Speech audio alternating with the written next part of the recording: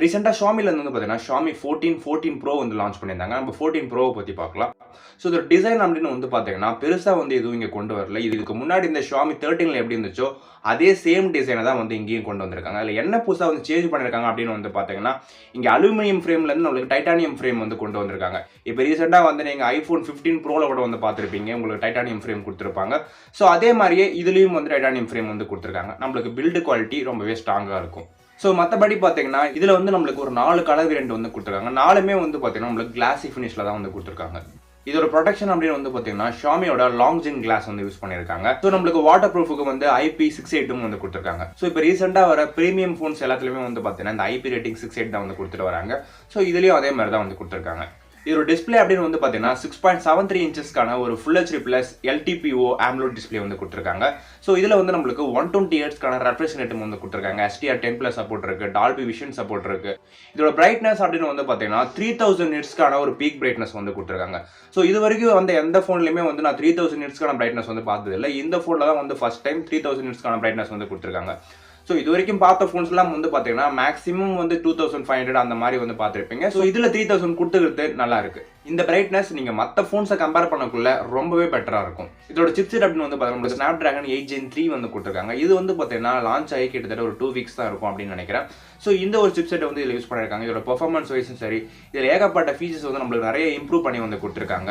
இது வந்து ஒரு 4nm சிப்னால உங்களுக்கு பேட்டரியோட கன்சப்ஷனுமே ரொம்பவே கம்மியாக தான் இருக்கும். ஸோ சிப்போட பெர்ஃபார்மன்ஸ் வைஸுமே வந்து பார்த்தீங்கன்னா நல்ல ஒரு ஸ்மூத்தான ஃபீல் வந்து உங்களுக்கு கொடுக்கும். இந்த ஃபோன் லான்ச் பண்ணக்குள்ளேயே நல்ல ஒரு லேட்டஸ்ட் சிப்போட வந்து கொடுத்துருக்காங்க. இதோட பேட்டரி அப்படின்னு வந்து பார்த்தீங்கன்னா நம்மளுக்கு 4880 mAh ஒரு பேட்டரி வந்து கொடுத்துருக்காங்க. இதை சார்ஜ் பண்ணது நம்மளுக்கு 120 வாட்க்கான ஃபாஸ்ட் சார்ஜிங் சப்போர்ட்டும் வந்து கொடுத்துருக்காங்க. ஸோ இதை யூஸ் பண்ணி நம்மளால 100% சார்ஜ் வந்து ஜஸ்ட் 18 மினிட்ஸ்ல வந்து பண்ணிக்க முடியும். இதில் வந்து நம்மளுக்கு 50 வாட்க்கான ஒயர்லெஸ் சார்ஜிங் வந்து கொடுத்துருக்காங்க. ஸோ அதை யூஸ் பண்ணி நம்மளால 100% வந்து 40 மினிட்ஸ்ல வந்து பண்ணிக்க முடியும். இதில் 10 வாட்க்கான ரிவர்ஸ் சார்ஜிங் வந்து கொடுத்துருக்காங்க. இதில் கேமராஸ் அப்படின்னு வந்து பார்த்தீங்கன்னா நம்மளுக்கு ரியரில் வந்து 50 மெகாபிக்சலுக்கான பிரைமரி சென்சர் வந்து கொடுத்துருக்காங்க. 50 மெகாபிக்சலுக்கான டெலிஃபோட்டோ வந்து கொடுத்துருக்காங்க. 50 மெகாபிக்சலுக்கான அல்ட்ரா வைடும் வந்து கொடுத்துருக்காங்க. ஸோ இது எல்லாத்தையும் யூஸ் பண்ணி நம்மளால 8Kல 24 FPS வரைக்கும் வீடியோ எடுத்துக்க முடியும். அப்படியே செல்ஃபி அப்படின்னு வந்து பார்த்தீங்கன்னா ஒரு 32 மெகாபிக்சலுக்கான செல்ஃபி கேமரா வந்து கொடுத்துருக்காங்க. இதில் வந்து நம்மளால 4Kல 60 FPS வரைக்கும் எடுத்துக்க முடியும். இதில் கேமராஸ்லாம் நல்லாவே வந்து இம்ப்ரூவ் பண்ணியிருக்காங்க. ஏன்னா 50 மெகாபிக்சலுக்கான டெலிஃபோட்டோ கேமரா வந்து கொடுத்துருக்காங்க.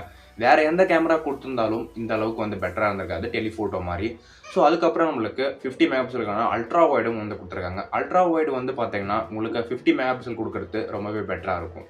இதோட OS அப்படின்னு வந்து பார்த்தீங்கன்னா நம்மளுக்கு ஹைப்பர் OS மேலே Android 14 வந்து கொடுத்துருக்காங்க. இதில் வந்து நம்மளுக்கு 2 வருஷத்துக்கான OS அப்டேட், 3 வருஷத்துக்கான செக்யூரிட்டி பேட்சும் வந்து கொடுக்குறதா சொல்லியிருக்காங்க. இது வந்து பார்த்தீங்கன்னா சின்னதாக வந்து ஒரு லீக் மாதிரி தான், கன்ஃபார்மாக வந்து கிடையாது. கன்ஃபார்மாக நியூஸ் வந்ததுக்கப்புறம் நான் உங்களுக்கு அப்டேட் பண்ணுறேன். இதோட ஸ்டோரேஜ் அதுக்கப்புறம் ரேம் வந்து பார்த்தீங்கன்னா நம்மளுக்கு ரேம் வந்து 12 GB இருக்குது, 16 GB இருக்குது. ஸோ ரெண்டுமே வந்து பார்த்தீங்கன்னா LPDDR5Xல வந்து கொடுத்துருக்காங்க.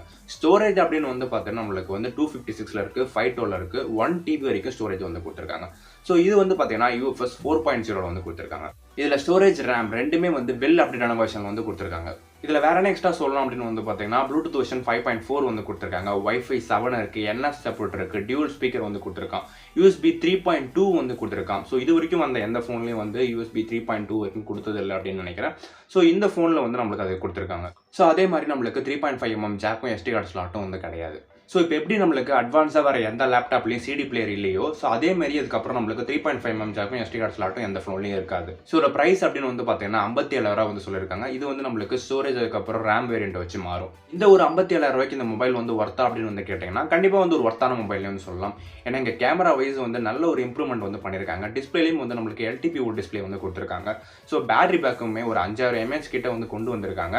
இங்கே நம்மளுக்கு OSமே வந்து பார்த்தீங்கன்னா Android 14 வரைக்கும் லேட்டஸ்டான OS வந்து கொடுத்துருக்காங்க. சிப்செட்டுமே வந்து பார்த்தீங்கன்னா இப்போ ரீசெண்டாக லான்ச் பண்ண சிப்செட் வந்து யூஸ் பண்ணியிருக்காங்க. நல்ல ஒரு பெர்ஃபார்மன்ஸை வந்து இம்ப்ரூவ் பண்ணி வந்து இந்த ஃபோனில் கொடுத்துருக்காங்க நம்மளுக்கு. இதில் ஸ்டோரேஜ் ரேம்லையும் வந்து நம்மளுக்கு வர வைக்கல. 1 TB வரைக்கும் நம்மளுக்கு ஸ்டோரேஜ் வந்து கொடுத்துருக்காங்க. 16 GB வரைக்கும் ரேமும் வந்து கொடுத்துருக்காங்க. ஸோ இது எல்லாத்தையும் வச்சு பார்க்கக்குள்ள நம்மளுக்கு 57,000 வந்து ஒரு ஒர்த்தான மொபைல்ன்ற மாதிரி தான் வந்து எனக்கு தோணுது. ஸோ உங்களோட ஒப்பீனியன் என்னன்னு சொல்லிட்டு மறக்காம கமெண்ட்ல சொல்லுங்கள். நீங்கள் இன்னும் நம்ம சேனல் சப்ஸ்கிரைப் பண்ணாமல் தான் பார்த்துட்டீங்க அப்படின்னா மறக்காம சப்ஸ்கிரைப் பண்ணி வச்சுக்கோங்க.